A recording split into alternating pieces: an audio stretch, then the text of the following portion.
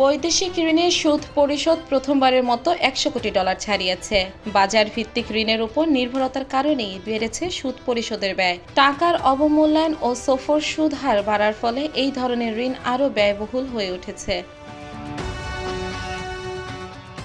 অর্থনৈতিক সম্পর্ক বিভাগের হালনাগাদ প্রতিবেদন অনুযায়ী অর্থবছরের 9 মাসে জুলাই থেকে মার্চ সময়ে বাংলাদেশ শুধুমাত্র সুদ বাবদ উন্নয়ন সহযোগিতার পরিশোধ করেছে $105,40,00,000।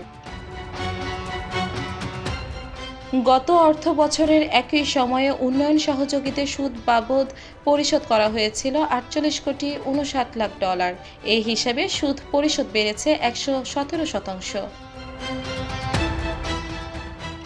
এর আগে গত ফেব্রুয়ারি মাসে সুদ পরিশোধ করা হয়েছিল $80,59,00,000 এবং পুরো অর্থ বছরে তা ছিল $92,70,00,000। ইআরডি কর্মকর্তারা জানান, রাশিয়া ইউক্রেন যুদ্ধ এবং ডলারের মূল্যবৃদ্ধির কারণে সুদ হার বেড়েছে।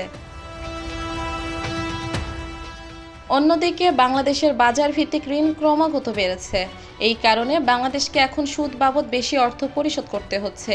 বাংলাদেশ এশীয় উন্নয়ন ব্যাংক থেকে যে ঋণ পায় তার প্রায় 75% বাজার ভিত্তিক ঋণ। এছাড়া এশিয়ান ইনফ্রাস্ট্রাকচার ইনভেস্টমেন্ট ব্যাংক থেকে বাজার ভিত্তিক সুদের ঋণ নেয়। বিশ্ব ব্যাংক থেকেও স্বল্প পরিসরে বাজার ভিত্তিক ঋণ নেয় বাংলাদেশ।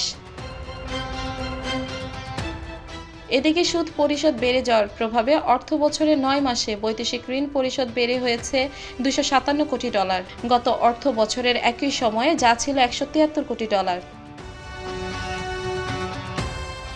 এর মধ্যে বিভিন্ন ঋণের আসল পরিশোধ করা হয়েছে $151 কোটি।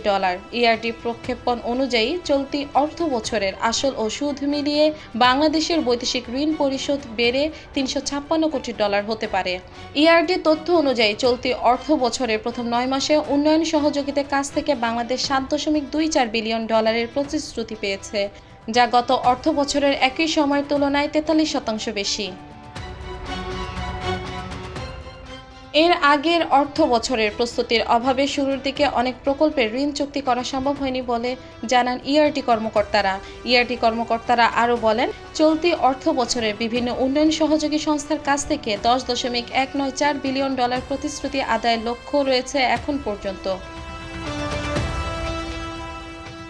ইআরডির তথ্য অনুযায়ী চলতি অর্থ বছরের প্রথম 9 মাসে সবচেয়ে বেশি প্রতিশ্রুতি পাওয়া গেছে এডিবির কাছ থেকে। এই সংস্থার কাছ থেকে পাওয়া গেছে $2.62 বিলিয়ন প্রতিশ্রুতি। এছাড়া জাপানের কাছ থেকে $2.03 বিলিয়ন এবং বিশ্ব ব্যাংকের কাছ থেকে $1.41 বিলিয়ন প্রতিশ্রুতি পাওয়া গেছে। এদিকে চলতি অর্থ বছরের প্রথম 9 মাসে বৈদেশিক অর্থ ছাড় হয়েছে $5.63 বিলিয়ন। এর আগের অর্থ বছরের একই সময়ে অর্থ ছাড়ের পরিমাণ ছিল $5.36 বিলিয়ন। এ সময় সবচেয়ে বেশি অর্থ ছাড় করেছে এডিবি।